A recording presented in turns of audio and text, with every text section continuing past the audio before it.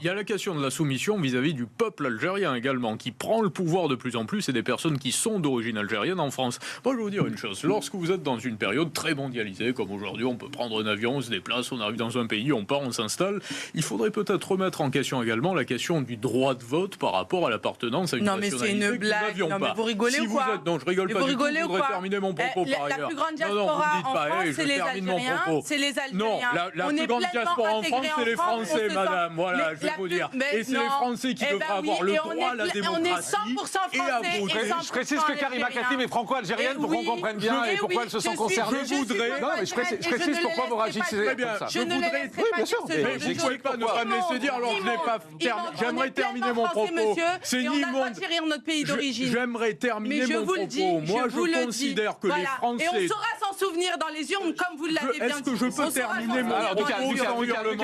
Attendez, on n'entend plus rien. 15 secondes. Voilà, je termine mon propos. Je considère que dans une période, comme je la décrivais précédemment, on pourrait imaginer que des personnes qui obtiennent la nationalité française n'obtiendraient pas dans l'intervalle, en parallèle, le droit de vote et qu'elles pourraient justement faire leurs preuves pendant quelques années et que leurs enfants puissent voter par la suite, mais que les Français... On n'a pas le droit. C'est quoi, c'est des indigènes? Il y a combien de personnes? Mais où ils sont français ou ils sont pas français? Non, mais il y a combien de personnes? C'est des indigènes. Non, mais il y a combien de personnes? Dans ce cas-là, il ne faut pas donner la nationalité française. Non, ou ils sont français ou ils le sont pas. Pas nécessairement. Non, je suis désolé.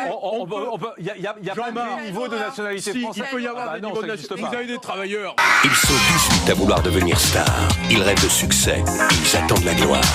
Le travail, la rigueur, la précision, c'est ce qu'on va leur demander. Et sous vos yeux, ils vont devoir tout donner. Un seul gagnant, c'est vous qui décidez. Mais on aime la France, monsieur, peut-être comme vous ne l'aimez même pas. Ah bah alors ça, non mais c'est intéressant de l'entendre dire aussi. Quand nous souhaitons mettre la France au centre du monde, quand nous souhaitons ne pas l'isoler, vous voulez l'isoler. Vous voulez fracturer. C'est bon. L'une de mes chansons préférées. Ce sont les Anglais, ce sont les Anglais, ce sont les Anglais. Oui, oui, sacré Anglais. Et me touche pas, je m'en tape. Et me touche pas, je m'en tape. Et me touche pas, je m'en tape. Non, on ne touche pas les enfants. Ce sont les Anglais, ce sont les Anglais, ce sont les Anglais. Oui, oui, toujours les Anglais. Et dis-nous pas, je m'en tape. Et dis-nous pas, je m'en tape. Et dis-nous pas, je m'en tape. On ne touche pas les enfants.